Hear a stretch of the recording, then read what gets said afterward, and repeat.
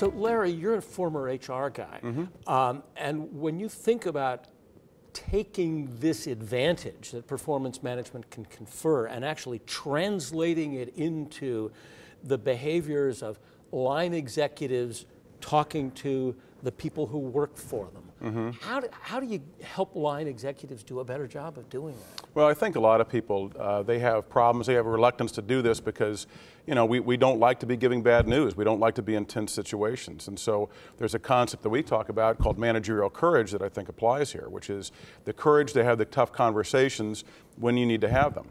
And one of the compelling things to me anyway is that if you do a good job on the steps of performance management, if you do a good job of setting goals, if you have periodic conversations about progress against those goals, then at the end of the year, if you do have to have a difficult conversation, it really does not require as much courage, or put another way, the managerial courage is easier to come by because you've taken the high road all along. And so what you're telling them is not a surprise. So in mid-sized companies, performance management is likely to play out differently than it is in large companies with huge HR staffs and, you know, multiple layers and levels in the company and forms that you have to fill out and a process. How do you translate the best of that process to smaller companies where you don't want to have a lot of process? And so how do you capture the best of both worlds in a middle market company in managing performance? Well, I think the concepts apply equally. I think it's just how they're operationalized can be different between large and small and middle-sized companies.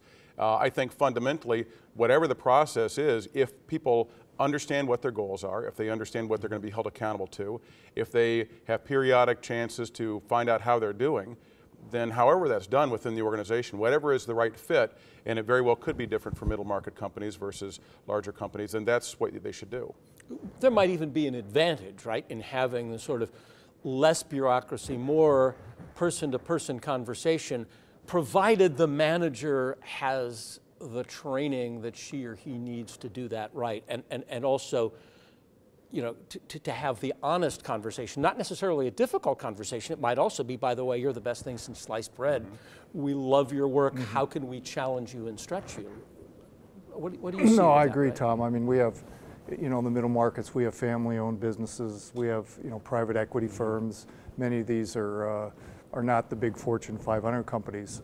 And so, I mean, based on what our data's, the results of the survey showed, I mean, you don't need a really sophisticated system. You could essentially take out a piece of paper and write down goals at the beginning of the year, and the goals could focus on financial indicators, behaviors, as well as to the extent to which the person behaves in terms of the company values, both how and what, how they get things done and what they get done. So I'm hearing two things very important. One, set goals well, both for individuals, and two, connect those goals to the strategy of the company.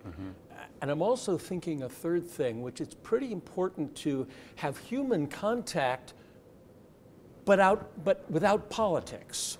And when you mentioned family business, I was thinking how important it must be to get objective performance evaluations in a family business, whether you're a member of the family or outside a member of the family. So how do you get that human touch and that objectivity both in a performance management process? Well, I think family organizations could have special challenges. It perhaps could be more difficult, or depending on the family, could be very much easier to get a hard message. You just don't know. But I think that you know, it's still critical to do something. No, I mean, performance management's really important because in a family-owned business, many times you're thinking about issues like succession planning and preparing other members of the family for making sure they get the right development experiences and making sure you have family members are ready to move into leadership roles. And so performance management plays a key role in that. One thing you also said is that it's important to have a second level review, so that it's not just me reviewing the two of you, but it's somebody looking at my reviews overall. Doesn't that just add another layer of bureaucracy? Why is that a good idea? Well, we both think that accountability is very important.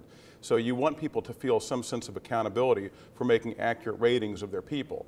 And that sense of accountability, writ large across the organization is going to help make sure that the system is equitable and it's fair. And then when it is time to use that information for compensation decisions, it's a lot easier to make good, equitable compensation decisions.